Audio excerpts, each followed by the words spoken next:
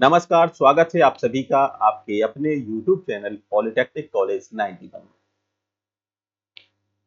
आज एक ऐसे टॉपिक पर डिस्कशन करेंगे जिस टॉपिक का डर हर स्टूडेंट को लगता है। प्रत्येक विद्यार्थी इस एग्जाम से डरता है। वो है वाइवा। वाइवा अक्सर प्रैक्टिकल के बाद पूछा जाता है। तो आज का टॉपिक यही है कि वाइवा एग्जाम क्या होता है और वाइवा एग्जाम को क्रैक करने के टिप्स बताएंगे इस वीडियो के माध्यम से। और साथ ही जानेंगे कि जो जनरल क्वेश्चन है, अक्सर ऐसे क्वेश्चन जो हर बार पूछे जाते हैं, जब हम भी कहीं पर वाइवा लेने जाते हैं तो यही कॉमन क्वेश्चन पूछते हैं, सामान्य क्वेश्चन पूछे जाते हैं जिसमें विद्यार्थी की नॉलेज देखी जाती है।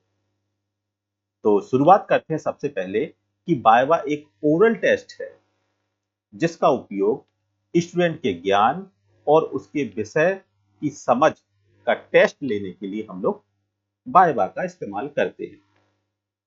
आमतौर पर viva high school, inter, graduation, post graduation और पीएचडी के स्टूडेंट का वाइवा लिया जाता है। वाइवा का महत्व रिटन एग्जाम की तरह ही होता है, जिसमें स्टूडेंट का उसके द्वारा पढ़े जा रहे सब्जेक्ट की नॉलेज को परखने के लिए वाइवा का इस्तेमाल किया जाता है।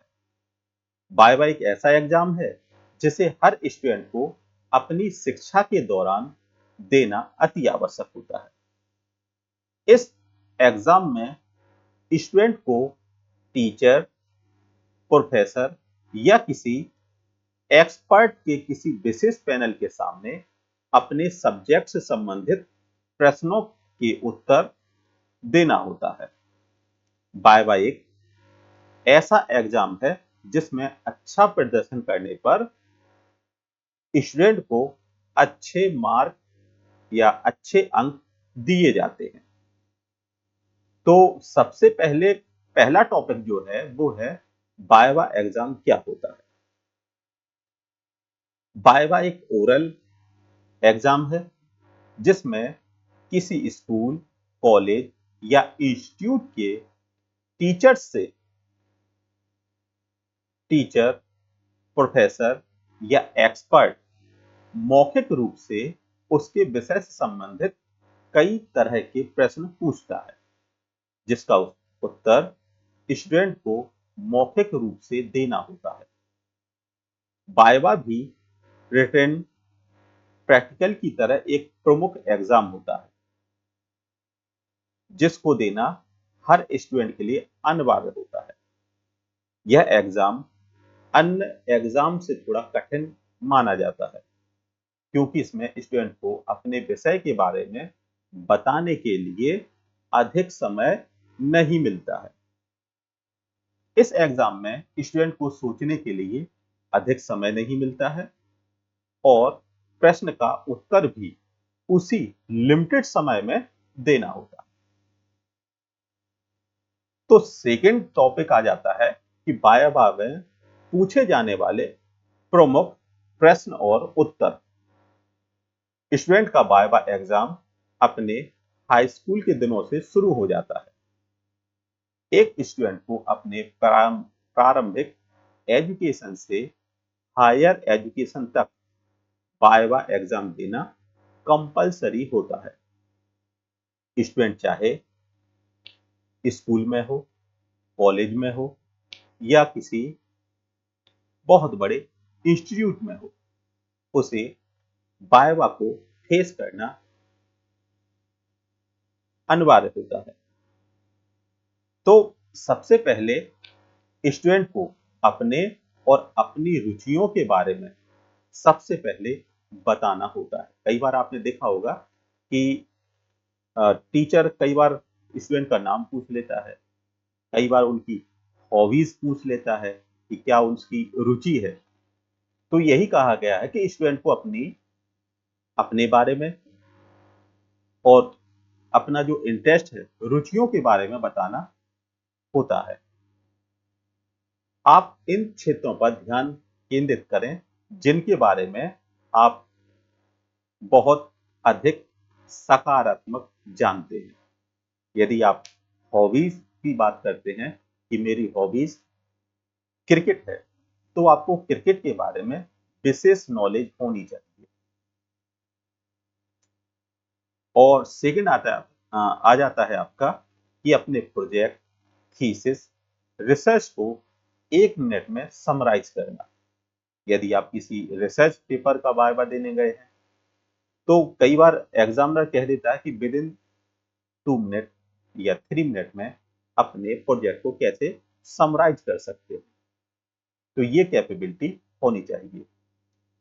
साथ ही अपने रिसर्च की ताकत और कमजोरी, मेरिट और डीमेरिट किसी भी टॉपिक की आपको पता होनी चाहिए तथा विस्तार से बताएं कि आपको निष्कर्ष और उसके क्षेत्र में आप यदि रिसर्च की बात कर रहे हैं कि आप उस रिसर्च फील्ड के बारे में डीपली नॉलेज होनी चाहिए।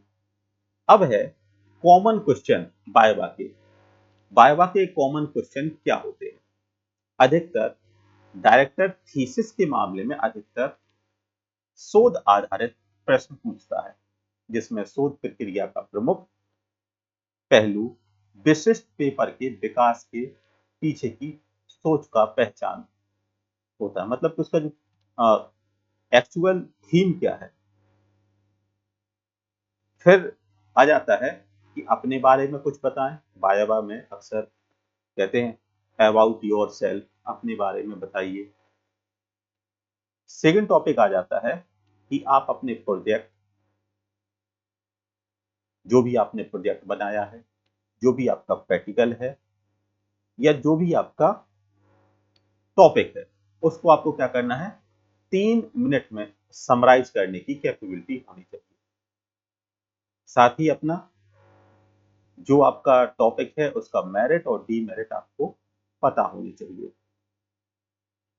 तो ये कुछ निम्न बिंदु हैं।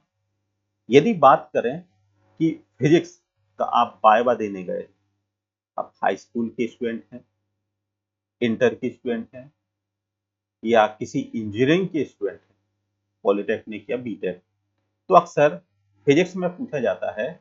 फिजिक्स के लिए वाइवा के मुख्य प्रश्न क्या होते हैं? सबसे पहला आ जाता है आपका ओम का नियम। सेकंड आता है इंटरफेरेंस क्या होती है। स्पेक्ट्रम के बारे में आप डिस्क्राइब कर सकते हैं। साथ ही आपका जो वाइवा से संबंधित टॉपिक है, जैसे कि आपका जी का मान फाइंड करना होता है, या फिर फिजिक्स का जो भी आपका प्रैक्टिकल दिया हुआ उसके बारे में आप डिस्क्राइब कर सकते हैं। अगर केमिस्ट्री में है तो बैलेंसिंग की आपको नॉलेज होनी चाहिए। पॉलीमर क्या होता है उसके बारे में आप बता सकते हैं। और आपके योगज और संघनन बहुलक के बारे में हम लोग विशेष या डीपली तरीके से बता सकते हैं। तो ये समझिए कि अगर आपका वाइवा अच्छा होता है तो इसके जो डायरेक्ट मार्क्स होते हैं या अंक होते हैं वो डायरेक्ट स्टूडेंट को बेनिफिट देते हैं, क्योंकि वाइवा में अक्सर स्टूडेंट की नॉलेज को जज किया जाता है कि स्टूडेंट को कितना आता है। और नॉलेज को डिस्क्राइब करने के लिए आपके पास 3 या 4 मिनट का ही समय होता है, क्योंकि आपके पीछे भी काफी स्टूडेंट होते हैं जो कि अपना इंतजार कर रहे होते हैं कि उनकी भी बारी आएगी और एग्जामिनर उनसे भी प्रश्नों को पूछेगा।